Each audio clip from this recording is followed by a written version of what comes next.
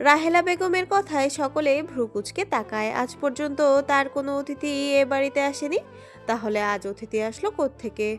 সকলেই বিস্মিত চোখে দেখে রাহেলা বেগম পুনরায় বালতিতে পানের পিকটি ফেলে, হাতে থাকা রুমাল ঠোঁট মুছে সন্তর্পণে।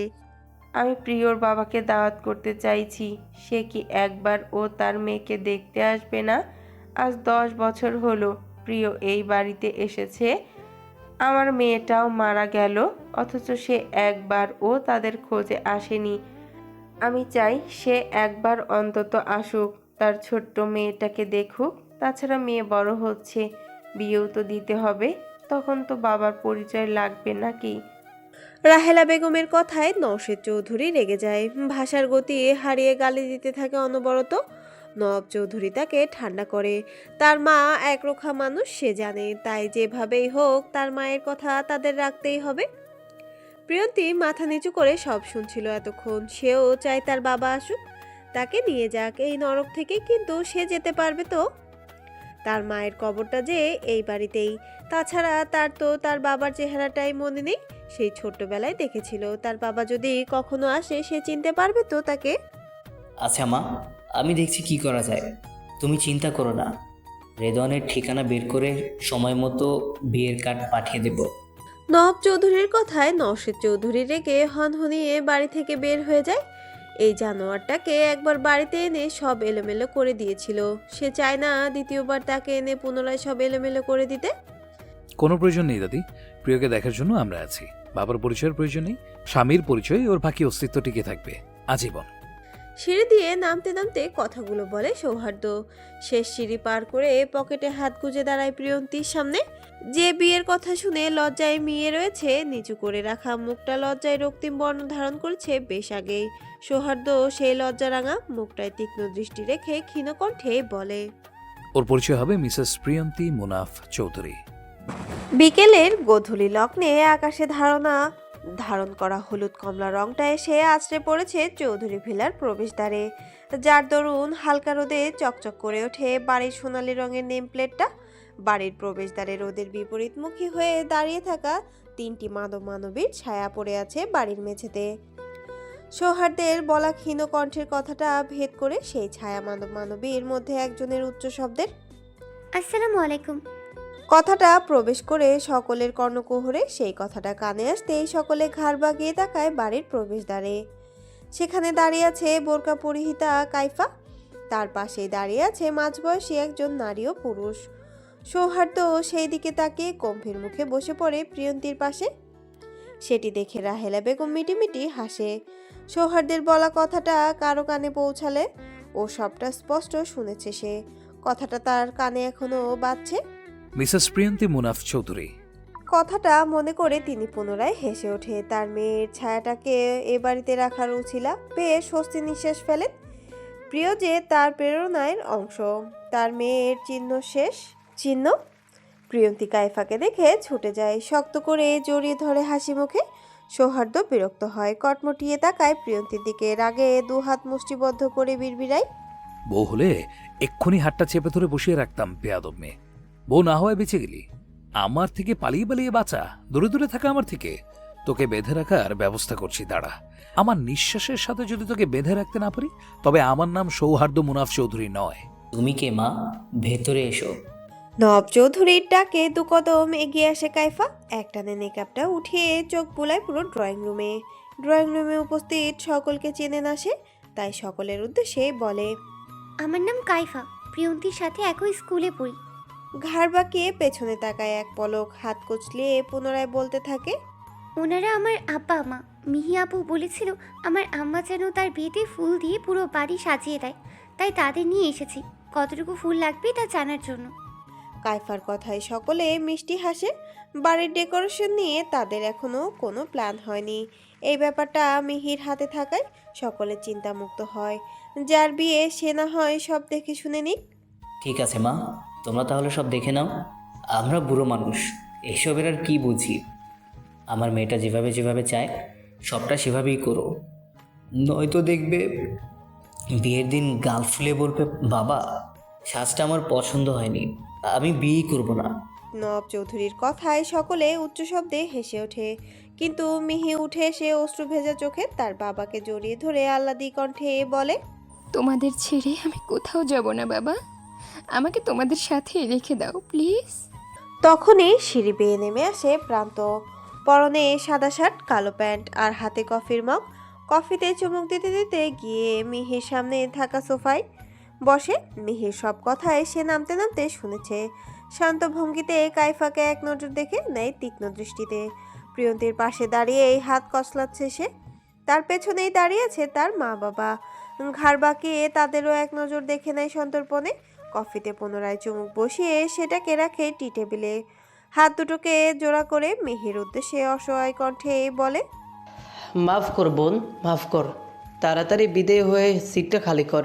তুই বিদেয় হলেই বউ আনব। আর রাস্তাঘাটে মেয়েরা দেখলে আঙ্কেল ডাকে। আরও দেরি করলে দেখা যাবে বউ ভালোবেসে বাবনা রেখে বুড়া রাখছে। প্রান্তের কথায় সকলে ভ্রুকুচকে তাকালো ফিক করে হেসে ফেলে পারুল। সে সবেমাত্র নাস্তা হাতে ড্রয়িং রুমে প্রবেশ করেছে। হাসির শব্দে হুঁশ ফিরে প্রান্তের বেফাস কথা বলে ফেলেছে বুঝতে পেরে টি টেবিলে থেকে ম্যাগাজিন উঠিয়ে মুখের সামনে মেলে ধরে।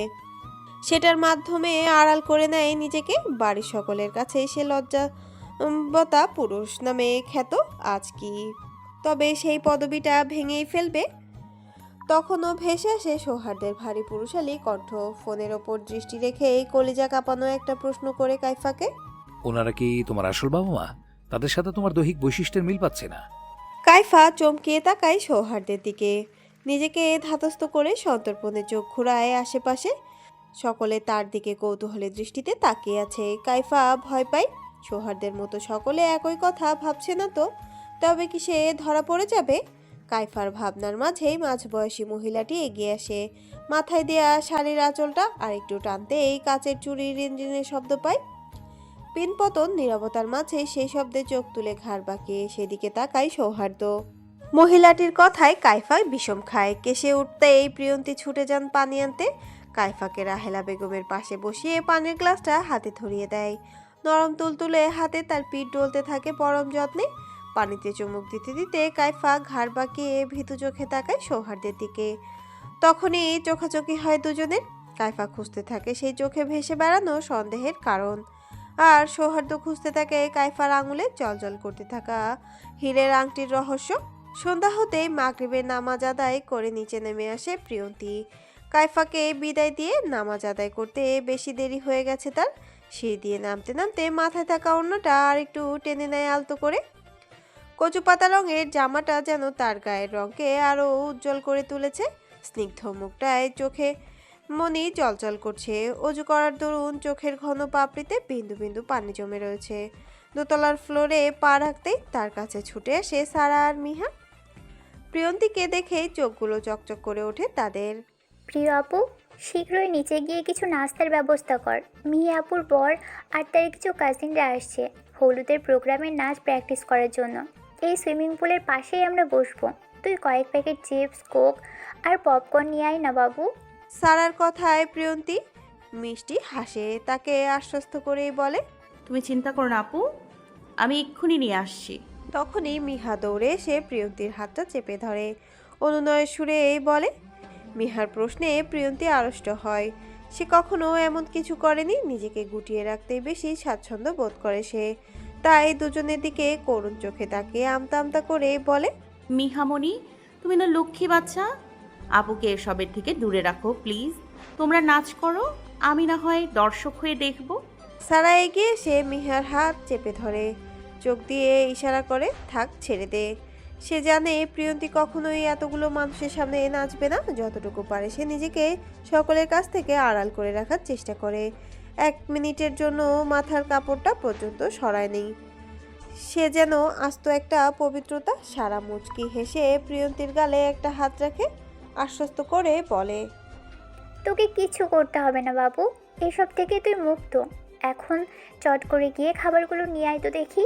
আমরা এখানে চেয়ারগুলো গুছিয়ে নিই তাহলে। প্রিয়ন্তী কৃতজ্ঞ হেসে ঝুমঝুম পায়ে ছুটে চলে যায় সিঁড়ির দিকে। প্রিয়ন্তী যেতেই তারা দুজন ঘাড় বাঁকিয়ে তাকায় প্রিয়ন্তীর পায়ের দিকে। মুগ্ধ নয়নে একে অপরকে জিজ্ঞাসা করে, হ্যাঁ, যেন খুব যত্ন সহকারে তার জন্যই বানানো হয়েছে। প্রিয়ন্তী নিচে এসে সোজা চলে যায় কিচেনে। পারুল সেখানে দাঁড়িয়ে প্লেট পরিষ্কার করছিল। প্রিয়ন্তী সেদিকে এক পলক তাকে সোজা চলে যায় সেলফের দিকে, হাত উঁচিয়ে পপকর্নের প্যাকেটটা নিয়ে ফুটাতে বসায়। তখনই সায়ান কিচেনে এসে বুকের হাত বেঁধে দেওয়ালের সাথে হেলান দিয়ে দাঁড়ায়। পপকর্ন ফুটতে শুরু করলে প্রিয়ন্তী সেগুলোকে ঢাকা দিয়ে দেয়। সেটা দেখে প্রিয়ন্তীর উদ্দেশ্যে সায়ান বলতে শুরু করে, আপনার প্রতি আমার প্রেম ভালোবাসা এইভাবেই ফুটতে শুরু করেছে, সেইটা কি দিয়ে ঢাকা দিবেন ম্যাডাম? সায়ানের কথায় প্রিয়ন্তী ঘাড় বাঁকিয়ে মুখ কুঁচকে পিছু ফিরে তাকায়। কুচকানো মুখটা দেখে সায়ান থমকায়। কচু পাতা রঙের জামায় ঠিক যেন একটা গোলগাল পুতুল দেখছে সে। নিজেকে ধাতস্থ করে নেশাত দৃষ্টিতে তাকিয়ে দুষ্টু স্বরে বলতে থাকে, আমার ফুটে ওঠা প্রেম ভালোবাসা শুধুমাত্র আদর দিয়েই ঢাকা যাবে, বুঝছো পুতুলে? বলেই চোখ টিপ মারে প্রিয়ন্তীকে। সায়নের কথা প্রিয়ন্তী গুটিয়ে যায়, চোখ এদিক ওদিক ছুটতে থাকে লজ্জায়। এমন নির্লজ্জ মানুষ কখনো দেখেনি সে। তখনই সাবান হাতে ছুটে আসে পারুল। সায়ানের সামনে দাঁড়িয়ে সন্দিহান চোখে পর্যবেক্ষণ করতে থাকে তাকে। চোখ বড় বড় করে তার উদ্দেশ্যে বলে, ভাইজান, আপনি মিহিয়াপার দেবর না? আপনারে তো মানুষের লাহান লাগতাছে, তাহলে আপনি ভুট্টার লাহান ফুটটা ওঠেন কেমনে? পারুলের কথায় সায়ান মাথা নিচু করে হাসে, চোখ উঠিয়ে প্রিয়ন্তীর দিকে তাকায় তীক্ষ্ণ দৃষ্টিতে। পারুলের উদ্দেশ্যে বলে, ভালোবাসা মানুষকে পাগল গাধা কত কিছুই তো বানালো, আমাকে না হয় ভুট্টাই বানাক। সকলে গোল হয়ে বসে আছে সুইমিং পুলের পাশে। রায়ানরা এসেছে আরও 20 মিনিট আগে। রায়ান আর মিহিকে মাঝে বসিয়ে বাকিরা বসেছে তাদের দুপাশে। চেয়ারে বসবে ঠিক করেও শেষমেশ মেঝেতে বসার সিদ্ধান্ত নেয় তারা, যার দরুন মিহির পাশে বসেছে মিহা, রিসা ও সারা। আর রায়ানের পাশে বসেছে প্রান্ত, মিয়াদ আর সায়ান। তাদের বাকি কাজিনদের আসার কথা থাকলেও ব্যস্ততার কারণে আসতে পারেনি কেউ। তবে পুরো গ্রুপ ভিডিও কলে থাকবে বলে কথা দেয় তারা। তখনই সাউন্ড বক্স হাতে প্রবেশ করলো পারুল, আর নাস্তা হাতে প্রবেশ করে প্রিয়ন্তী। সকলে চোখ তুলে তাকায় তাদের দিকে। পারুল সাউন্ড বক্সটাকে রেখেই গুটি মেরে দাঁড়ায় সবার পিছনে। তার খুব মজা লাগছে ব্যাপারটা। এতদিন টিভিতে সকলকে নাচতে দেখেছে, আর সামনাসামনি দেখতে পাবে ভেবে মুখে হাসি ফুটে ওঠে। চট করে পুলের এক পাশ রেখে থেকে ভাঙা একটা মোড়া এনে বসে পড়ে গালে হাত দিয়ে। মিয়াদ উঠে গিয়ে সাউন্ড বক্সটাকে সেট করে লেগে যায়। প্রিয়ন্তী সকলের সামনে নাস্তার প্লেটটা রেখে চলে যেতে নিলে প্রান্তের কথায় থেমে যায়। আমাদের সাথে বস না প্রিয়, দেখ আমরা সকলে এখানে আছি।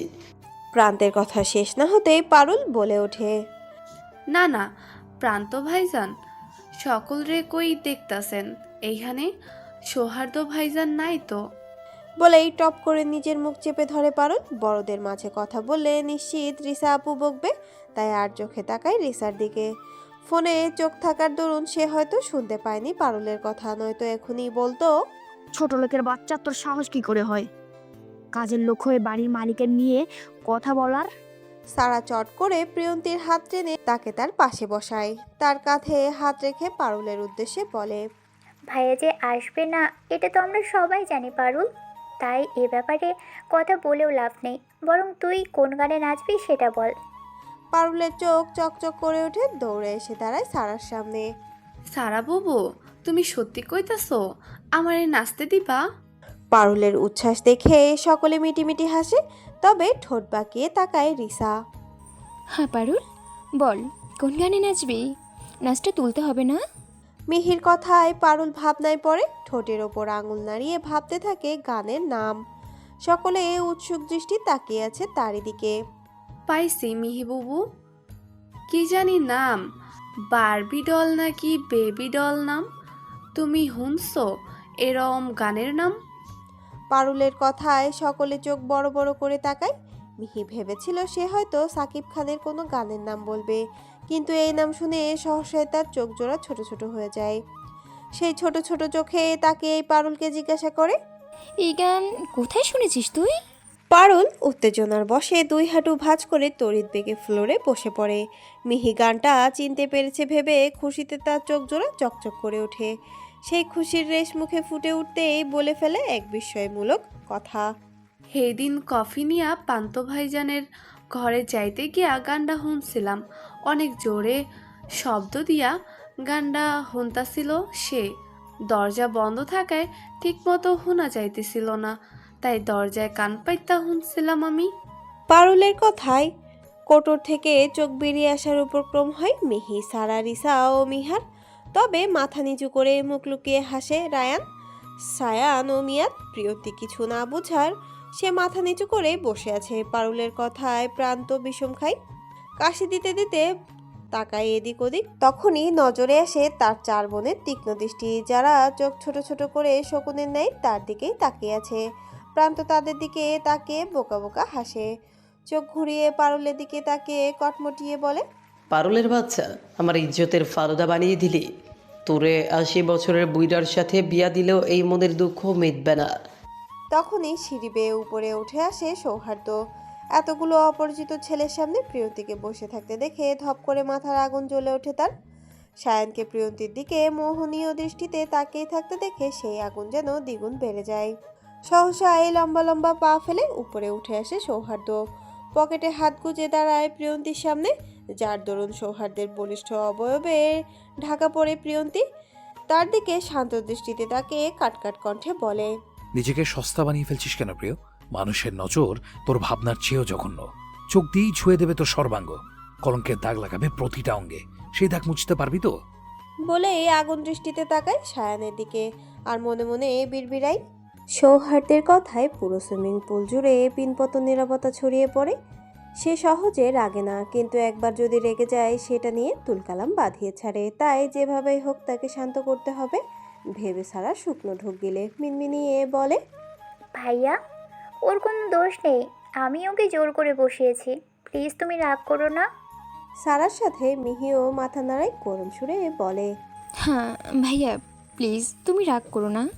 প্রিয় ছোট মানুষ, তাছাড়া এখানে বাইরের কেই বা আছে? সকলেই আমার শ্বশুর বাড়ির। আমি তো চলেই যাব 2 দিন পর, তাই সকলকে নিয়ে একটু আনন্দ করছিলাম। সকলের আকুতি ভরা কথাগুলো সৌহার্দ্যের কর্ণকুহরে প্রবেশ করে, তবুও তার কোনো হেলদো নেই। সে তখনও শান্ত দৃষ্টিতে তাকিয়ে আছে মাথা নিচু করে রাখা প্রিয়ন্তীর দিকে। প্রিয়ন্তী ওপর সৌহার্দ্যের এরূপ দৃষ্টি দেখে গা জ্বলে ওঠে রিসার। সহসায় কটমটিয়ে তাকায় প্রিয়ন্তীর দিকে। সুহাদ্দ ভাইয়া, তুমি এই ফকিন্নির বাচ্চাকে নিয়ে ভাবছো কেন? ওর আবার কিসের পদ্মা? সারাদিন নিজেকে সাবলীল পোশাকে ঢেকে রাখলেই কি সত্যি সাবিত্রী নারী হয়ে যাবে নাকি? রাস্তায় ছেড়ে দিয়ে আসো, দেখবে নিজ ইচ্ছায় কত পুরুষের বিছানায় যাবে ঠিক নেই। স্লাইট একটা। রিসার কথায় রাগে হাত মুষ্টিবদ্ধ করে ফেলে সৌহার্দ্য। তবে ধমকে ওঠে প্রান্ত। প্রিয়ন্তী তার নিজের বোন না হলেও তাকে নিজের বোনদের চেয়েও বেশি ভালোবাসে সে। আর রিশা, তুই কিন্তু এখন বাড়াবাড়ি করছিস। তোর সাহস কী করে হয় প্রিয়কে এমন একটা কথা বলার? নিজেকে ওর সাথে তুলনা করলে তুই ওর পায়ের নিচে পড়ে থাকবি, এটা জানিস? আর মুনাফ তো ঠিকই বলেছে, ওর সস্তা হওয়া উচিত নয়, কিন্তু তোকে কি বলবো বলতো, তুই তো আগে থেকেই সস্তা। প্রান্তের কথায় রিসার আগে ফুঁসে ওঠে, গটগট পায়ে হেঁটে চলে যায় নিজের রুমে। সর্বশক্তি দিয়ে দরজা বন্ধ করতে সকলে কেঁপে ওঠে, তবে হাসি ফুটে ওঠে সায়ানের মুখে। প্রান্তের কাঁধে হাত রেখে বলে, তোমাকে অনেক অনেক ধন্যবাদ ভাইয়া, আমার পুতুলি হয়ে কথা বলার জন্য। আর তোমাকে আমি স্পেশালি ট্রিট দিব, প্রমিস। সায়ানের কথা প্রান্তের মুখ আপনা আপনি খুলে যায়। সৌহার্দ্যের রাগের কারণ বুঝতে পেরে দুষ্টু হাসে, বিড়বিড়িয়ে বলে, প্রিয় রে, তোর কপালে কি আছে আল্লাহ মালুম। প্রিয়ন্তী প্রায় 10 মিনিট যাবৎ দাঁড়িয়ে আছে সৌহার্দ্যের সামনে। রিসা চলে যাওয়ার পরপরই সৌহার্দ্য তাকে টেনে নিজের রুমে নিয়ে এসেছে। তাকে দাঁড় করিয়ে চোখ বন্ধ করে রকিং চেয়ারে বসে একের পর এক সিগারেট টানছে, অন্য হাতে কপালের এক পাশ ডলছে অনবরত। প্রিয়ন্তীর দম বন্ধ লাগছে, সিগারেটের ধোঁয়ায় পুরো রুমটা যেন অন্ধকার হয়ে যাচ্ছে। সে হাঁসফাঁস করছে একটু বাতাসের জন্য, কিন্তু রুমে কোনো বাতাস নেই। উপায়ন্তর না পেয়ে কাঁপা কাঁপা কণ্ঠে সৌহার্দ্যের উদ্দেশ্যে বলে, ভাইয়া সরি, আর এমন হবে না, এবারের মতো মাফ করে দিন। প্রিয়ন্তী থামে, বড় একটা শ্বাস টেনে পুনরায় বলে, আমার দম বন্ধ লাগছে, নিঃশ্বাস টানতে কষ্ট হচ্ছে। প্রিয়ন্তীর কথায় চোখ মেলে তাকায় সৌহার্দ্য। সিগারেটের শেষ অংশটুকু ফ্লোরে ফেলে ধীরে ধীরে পায়ে এগিয়ে আসে প্রিয়ন্তীর কাছে। প্রিয়ন্তী মাথা নিচু করে ফেলে, পিছিয়ে যেতে নিলেই সৌহার্দ্য খপ করে হাত টেনে ধরে। যতটুকু দূরত্ব বাড়িয়েছিল সেটুকুও ঘুচিয়ে নেয়, আরও কাছে টেনে তেজি কণ্ঠে বলে, আমারও দম বন্ধ লাগছিল, কষ্ট হচ্ছিল, দেখতে পেয়েছিলি তখন? সৌহার্দের কথায় চোখ তুলে তাকায় প্রিয়ন্তী। শান্ত কথাটার মধ্যেও কেমন রাগ ফুটে উঠেছে সৌহার্দের মুখে, কিন্তু সে বুঝে উঠতে পারছে না তার এমন কথার মানে। সে এমন কি করেছে যে তার কষ্ট হবে, দম বন্ধ লাগবে? ওখানে কতক্ষণ বসেছিলি? সৌহার্দের কথায় ঘোর কাটে প্রিয়ন্তীর। নিজেকে সৌহার্দের এত কাছে দেখে গুটিয়ে যায়। মাথা উঁচু করে পিছিয়ে যেতে নিলেই পুনরায় হাতে টান খায়। আর একবার দূরে যাওয়ার চেষ্টা করলে চর খাবি। এক চরেই সব দাঁত ফেলে দেবো, আই সোয়ার। আমি কি বাজেভাবে ছুঁয়ে দিচ্ছি তোকে? অসভ্য আচরণ করছি তোর সাথে? প্রিয়ন্তী ভয়ে ভয়ে মাথা নাড়ায়, চোখ ঘুরিয়ে তাকায় তার হাতের দিকে। জোরে চেপে ধরায় সেখানে রক্ত জমাট বেঁধে আছে হয়তো। তাহলে বারবার দূরে সরে যাচ্ছিস কেন? প্রিয়ন্তী লম্বা একটা শ্বাস টেনে মিনমিনিয়ে বলে, আপনার মুখ থেকে সিগারেটের গন্ধ আসছে। সৌহার্দ্য বাঁকা হাসে। প্রিয়ন্তীর গোলাপি ঠোঁট জোড়ায় চিরস্থির করে বলে, সমস্যা নেই, অভ্যাস হয়ে যাবে। সিগারেটের গন্ধে মোড়ানো ঠোঁট জোড়াই তোকে চুমু খাবে প্রতিনিয়ত, অনবরত। প্রিয়ন্তীর বুক ধক করে ওঠে। কথাটার ইঙ্গিত বুঝতে পেরেছে সে, তাই ফট করে বলে ওঠে, সিগারেট খায় এমন কাউকে আমি কখনোই বিয়ে করব না।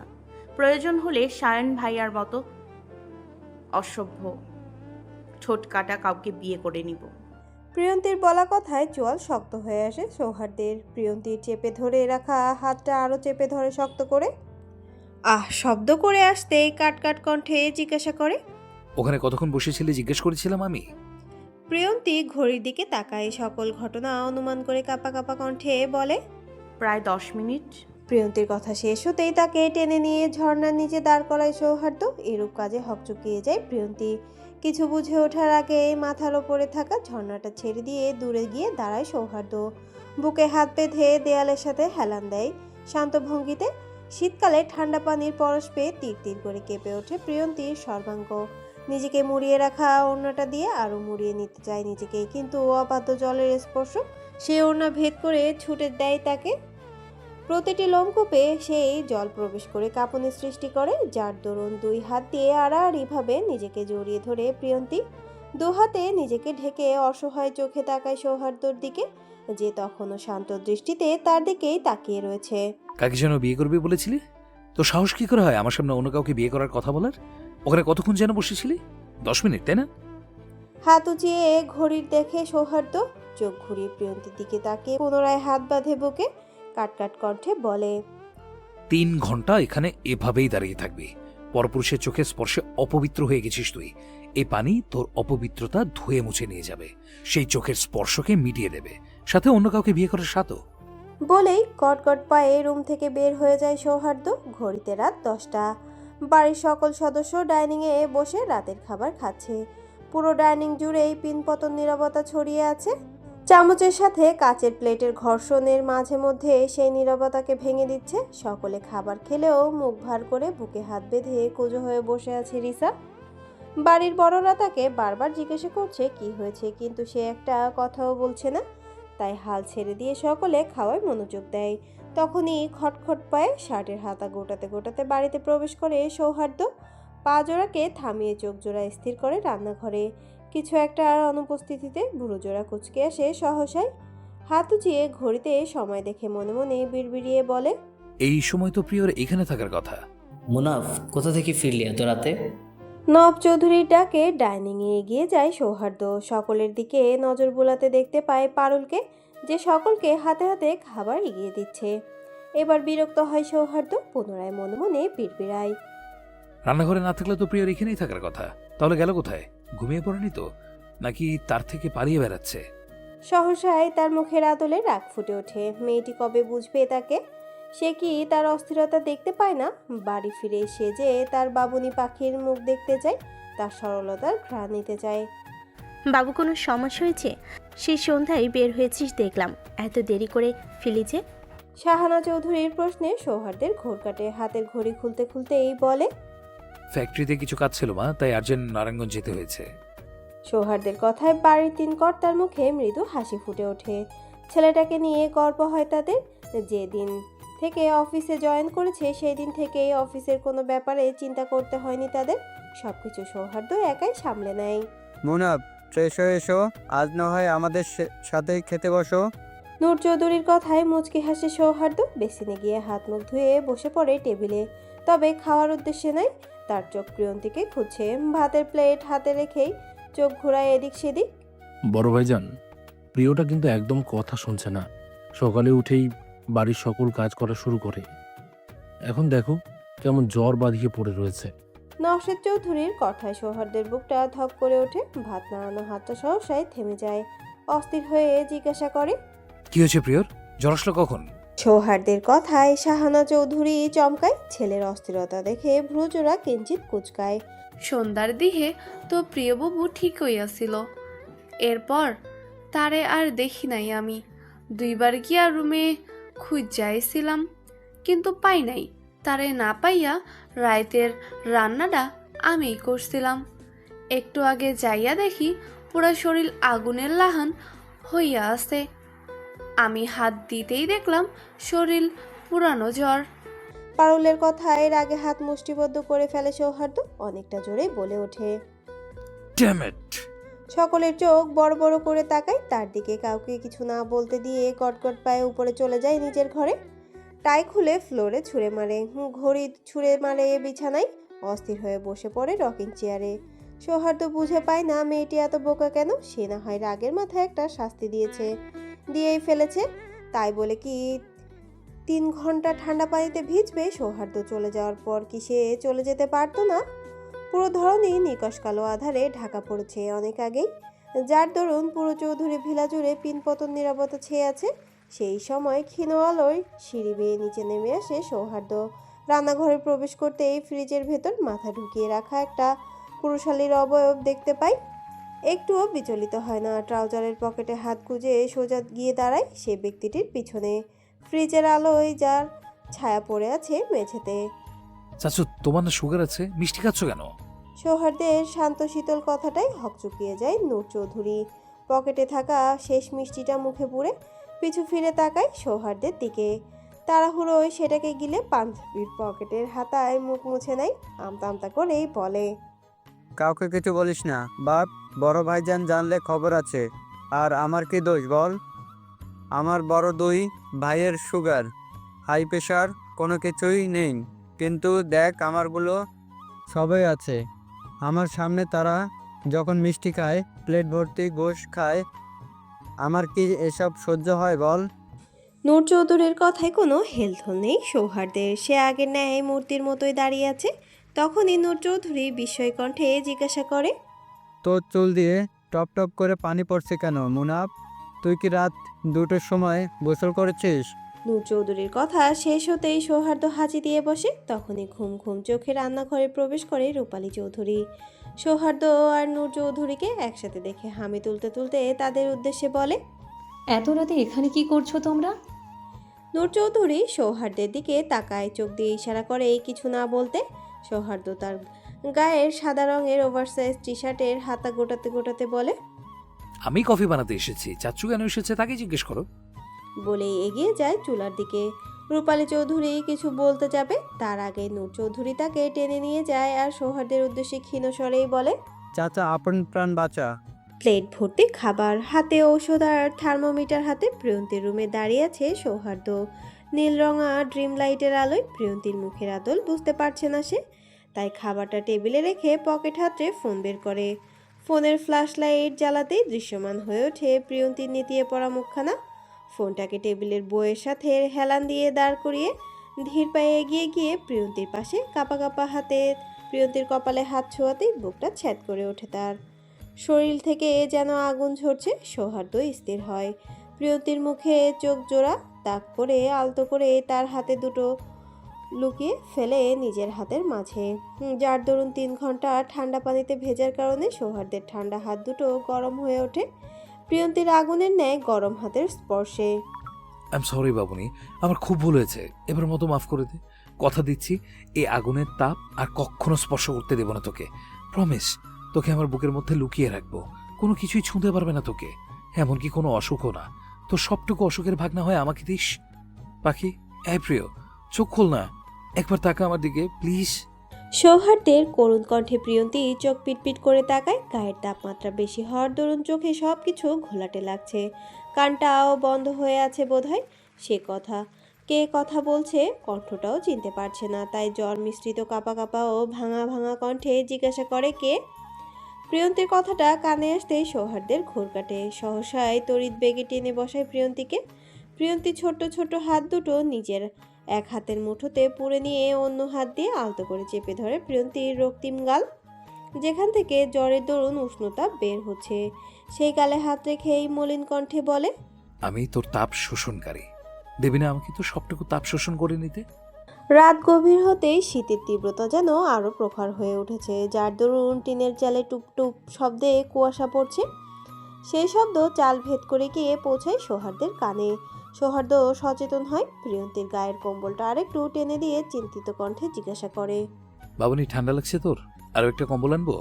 সৌহার্দ্যের সামনেই কম্বল জড়িয়ে বসে বসে ঢুলছে প্রিয়ন্তী। জ্বরের তীব্রতায় কোনো হুঁশ নেই তার।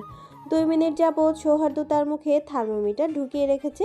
সে এক হাত উঁচিয়ে বারবার ঘড়ি দেখছে, আর অন্য হাতে প্রিয়ন্তীর কাঁধ ধরে রেখেছে যাতে সে পড়ে না যায়। সৌহার্দ্যের প্রশ্নে নাক টানে প্রিয়ন্তী ঘাড় কাত করে। তাকে আঁকড়ে ধরে রাখা সাদা টি শার্টটির হাতায় নাক মুছে প্রিয়ন্তীর এহেন কাণ্ডে ঘাড় থেকে দৃষ্টি সরিয়ে ভ্রু কুঁচকায় সৌহার্দ্য। প্রিয়ন্তীর এই অভ্যাসটা তার সবচেয়ে বেশি পছন্দের। বুঝ হওয়ার আগ পর্যন্ত কোনো কারণে কান্নাকাটি করলে সেইভাবেই তার গায়ে নাক মুছত। আজ অনেকদিন পর পর সেই বাচ্চা প্রিয়াকে দেখে মাথা নিচু করে হাসে সে। নিজেকে ধাতস্থ করে মাথা তুলে তাকায় শান্ত দৃষ্টিতে। 2 হাতে প্রিয়ন্তীর মুখখানা আগলে নেয় পরম যত্নে। চোখ জোড়া সেখানে স্থির করে কাতর কণ্ঠে বলে, আমার সবগুলো শার্ট টি শার্টে শুধু তারই অধিকার। সারাটা জীবন এইভাবেই সেগুলোতে নাক মুচবি তো বাবনি। আমি একটুও মাইন্ড করবো না, আই প্রমিস। তার পরিবর্তে আমাকে না হয় একটু আদর করতে দিস, তোকে জলের মতো মেখে যেতে দিস তোর প্রতিটা রন্ধ্রে রন্ধ্রে। প্রিয়ন্তীর মুখ থেকে থার্মোমিটারটা পড়ে যেতেই ঘোর কাটে সৌহার্দ্যের। সেটাতে একবার তাকে প্রিয়ন্তীর গালে রাখা হাত দুটো এনে রাখে নিজের গালে। সহসায় চোখ জোড়া বন্ধ হয়ে যায় আবেশে। চোখ খুলে ক্ষীণ কণ্ঠে বলে, এখন না হয় তোর পরিবর্তে তোর জ্বরটুকুই মেখে নিচ্ছি, সেটাই বা কম কিসের। কেমন তো স্পর্শ লেগে আছে, ঘ্রাণ ভেসে আসছে তোর গায়ের। প্রায় 10 মিনিট যাবৎ খাবারের প্লেটটা হাতে নিয়ে বসে আছে সৌহার্দ্য। প্রিয়ন্তীও বসে আছে বিছানার সাথে হেলান দিয়ে। সে কিছুতেই খেতে চাচ্ছে না, কিন্তু সৌহার্দ্য না খাইয়ে ছাড়বে না তাকে। ভাবা যায় মেয়েটার 103 ডিগ্রি জ্বর। ভুলে হয়েছে ভেবে সৌহার্দ্য পুনরায় জ্বর মাপে, কিন্তু ফলাফল সেই একই এসেছে। প্রিয়, একটু খেয়ে নে প্লিজ। দেখ খাবারটা কেমন ঠান্ডা হয়ে গিয়েছে, সেই কখন এনেছি। হা কর। মুখের সামনে খাবারটা ধরতে এপাশ ওপাশ মাথা নাড়ায় প্রিয়ন্তী। মানে সে খাবে না। সৌহার্দ্য বিরক্ত হয়। মেয়েটা তার কোনো কথাই শোনে না, কিন্তু যেটা শোনার প্রয়োজন ছিল না সেটা শুনে জ্বর বাঁধিয়ে বসে আছে। প্রিয়, আমি কিন্তু রেগে যাচ্ছি এখন, তাড়াতাড়ি হা কর বলছি। সৌহার্দ্যের ধমকে চোখ পিটপিট করে তাকায় প্রিয়ন্তী। সামনে ধরা ভাতের লোকমাটুকু টুপ করে মুখে পুরে নেয়। সৌহার্দ্যের মুখে হাসি ফুটে ওঠে। হাসি হাসি মুখেই বলে, দ্যাটস লাইক মাই বাবুনি। সহসায় সেই হাসি মিলিয়ে যায় প্রিয়ন্তীর বমির শব্দে। সৌহার্দ্য বিস্মিত হয়। প্রিয়ন্তী আর তার দূরত্ব 1 হাত দূরে থাকায় সেই বমিতে গা ভেসে যায় সৌহার্দ্যের। বিস্মিত ভাবটা মুখে রেখে প্রিয়ন্তীর উদ্দেশ্যে বলে, তুই কি সাংঘাতিক প্রিয়, জ্বরের মতো মেখে যাবো বলেছি দেখে বমিতে মাখিয়ে দিলি। প্রিয়ন্তীর বমি করার পরও হাল ছাড়ে না সৌহার্দ্য।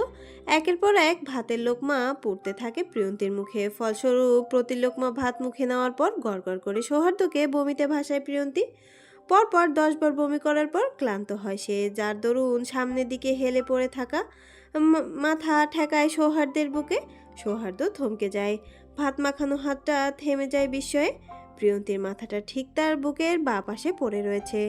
সৌহার্দ্য নিচু হয়ে সেই মুখটা দেখে, যেটা ওড়নার আড়ালে ঢাকা পড়ে রয়েছে। সৌহার্দ্য চোখ বন্ধ করে গভীর টানে। তার হৃদস্পন্দন বেড়ে গিয়েছে 10 গুণ। প্রিয়ন্তীর অনাকাঙ্ক্ষিত স্পর্শ তাকে বিচলিত করে তুলছে। গলা শুকিয়ে কাঠ হয়ে গেছে, বুক কাঁপছে উত্তেজনায়। এই দিনটার স্বপ্ন সে রোজ দেখে। তার প্রিয়তার বুকে মুখ লুকাবে, তার প্রেম স্পন্দন শুনবে।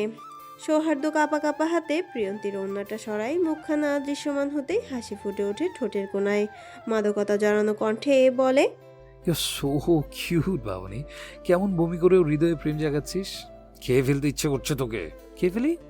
সৌহার্দ্য মুচকি হাসে। কি সব ভাবছে সে।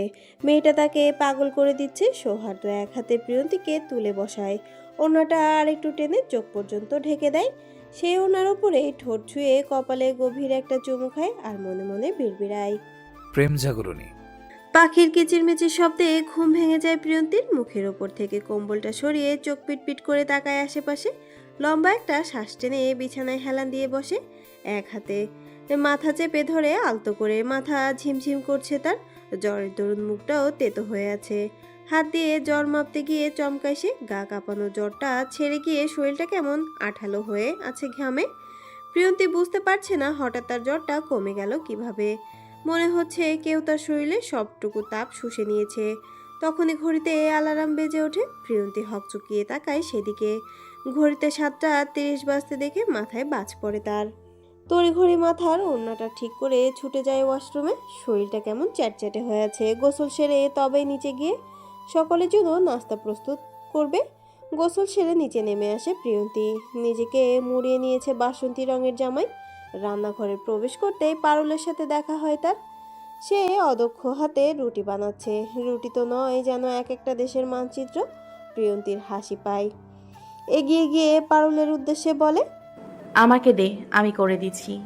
প্রিয়ন্তীর ডাকে ঘাড় বাঁকিয়ে তাকায় পারুল, যার গালে কপালে আটা লেগে আছে। তা দেখে প্রিয়ন্তীর পুনরায় হাসি পায়। প্রিয়ন্তীকে হাসতে দেখে পারুলের চোখ চকচক করে ওঠে, কিন্তু সহসাই সেটা মুছে গিয়ে সেই চোখ জোড়ায় ভর করে ভীতি। প্রিয় বাবু, তুমি নিচে আইসো কেন? তোমার না জ্বর? এখনই ঘরে যাও। তোমার মামারা যদি দেখে তুমি এইখানে, তাহলে তুলকালাম বাধাইব। পারুলের কথা শেষ হতেই প্রিয়ন্তী ঝট করে পারুলের হাত থেকে বেলুনিটা কেড়ে নেয়। সবগুলো রুটি পুনরায় বানাতে শুরু করে গোল গোল করে। কিচ্ছু বলবে না, তুই চুপ করে বস, আমি করে দিচ্ছি। রুটি বানাতে হয় গোল গোল করে। এমন মানচিত্রওয়ালা রুটি কেউ খাবে? প্রিয়ন্তীর প্রশ্নে পারুল চিন্তায় পড়ে। রুটি তো যে কোনোভাবেই বানানো যায়, 3 কোণা 4 কোণা অথবা লম্বা। গোলই বানাইতে হবে কেন? হ্যাঁ, তো ছিঁড়া ছিঁড়া খাইব, তাই না? পারুলের ভাবনার মাঝে প্রিয়ন্তী রাহেলা বেগমের জন্য চা বানিয়ে ফেলে। গরম গরম পরোটা ভেজে সেগুলোকে পাঠিয়ে দেয় পারুলের মাধ্যমে। পুনরায় নিজেকে ব্যস্ত করে ফেলে রুটি বানানোর কাজে। প্রিয়, এক কাপ কফি বানিয়ে দে তো, মাথাটা ভীষণ ধরেছে। সৌহার্দ্যের ডাকে ঘাড় বাঁকিয়ে তাকায় প্রিয়ন্তী। সৌহার্দ্য তার দিকেই তাকিয়ে আছে শান্ত দৃষ্টিতে। পরনে কালো টি শার্ট এবং কালো প্যান্ট। এলোমেলো চুলগুলো থেকে টপ টপ করে পানি পড়ছে। সৌহার্দ্যকে দেখে প্রিয়ন্তী বুকটা ধক করে ওঠে। এভাবে তাকিয়েছিল ভাবতে লজ্জা পায় সে। সহসায় মাথা নিচু করে ভাবতে থাকে, এ সময় তো তার জগিংয়ে থাকার কথা। বাড়িতে কি করছে? নাকি আবারও তাকে শাস্তি দেবার ফোন দিয়ে আসছে? জ্বর কমেছে তোর? সকাল সকাল উঠে এলি কেন? নাস্তা বানানোর লোক নেই বাড়িতে? সৌহার্দ্যের কাটকাট প্রশ্নে মিয়ে যায় প্রিয়ন্তী। মাথায় থাকা ওড়নাটা সামনের দিকে আর একটু টেনে মাথা নাড়িয়ে হ্যাঁ বোঝায়। চোখ জোড়া মেঝেতে স্থির করে মনে মনে বলে, আপনি খুব খারাপ মানুষ সৌহার্দ্য ভাই। আমাকে এতটা কঠিন শাস্তি কিভাবে দিতে পারলেন? একটুও বুক কাঁপলো না? প্রিয়ন্তীর মনে মনে তৈরি হওয়া প্রশ্নটা মনেই থেকে যায়। সে যদি একবার চোখ তুলে সৌহার্দ্যের দিকে ভালোভাবে তাকাতো, তাহলে দেখতে পেত তাকে দেয়া শাস্তিটা সে নিজেও ভোগ করছে। যার দরুন তীব্র জ্বরটা তাকেও জ্বালিয়ে দিচ্ছে। ডাইনিং টেবিলে সকলেই বসে আছে নিশ্চুপ ভঙ্গিতে। সামনেই পড়ে আছে হরেক রকমের খাবার। আধ ঘন্টার মধ্যে প্রিয়ন্তী এগুলো সব তৈরি করেছে একা হাতে। সকলে ডাইনিংয়ে বসলে ও সৌহার্দ্য বসে আছে সোফায়। বারবার কফি কাপে চুমুক বসালেও তার চোখ জোড়ায় স্থির প্রিয়ন্তীর ওপর, যে মাথা নিচু করে ফ্লোরের দিকেই তাকিয়ে নখ খুঁজছে। প্রিয়, তুই কি আমাদের কোনো কথাই শুনবি না? তোকে কে বলেছে অসুস্থ শরীর নিয়ে এত কিছু বানাতে? এগুলো বানানোর জন্য কি বাড়িতে কেউ নেই? নবাব চৌধুরীর প্রশ্নে প্রিয়ন্তীর মাথা নিচুটা আরও নিচু হয়ে যায়। তখনই পাশ থেকে মোহনা চৌধুরী বলে ওঠে, কথা বলছিস না কেন প্রিয়? তোর মামাকে জিজ্ঞেস করছে তোকে। বড় মামির প্রশ্নে মাথা তুলে তাকায় প্রিয়ন্তী। নিচু স্বরে মিনমিনিয়ে বলে, মামারা অন্য কারো হাতের নাস্তা খেতে পারে না। পারুল যখন রুটি বানায়, তারা সেই রুটি মুখেও তোলে না, জ্যাম পাউরুটি খেয়েই চলে যায়। মর্জিনা খালা যখন ভাজি করে, সেটার দিকেও চোখ তুলে তাকায় না। আমেনা আপা যখন চা বানায়, চায়ে চিনি বেশি দিয়ে ফেলে, সেটা খেয়ে ছোট মামার সুগার বেড়ে যায়। মামিরা বেশি তেলের খাবার খেতে পারে না, আর কম তেল দিয়ে আমি ছাড়া কেউ রান্না করতে পারে না। মিহামণি অন্য কারোর হাতের নুডলস পছন্দ করে না।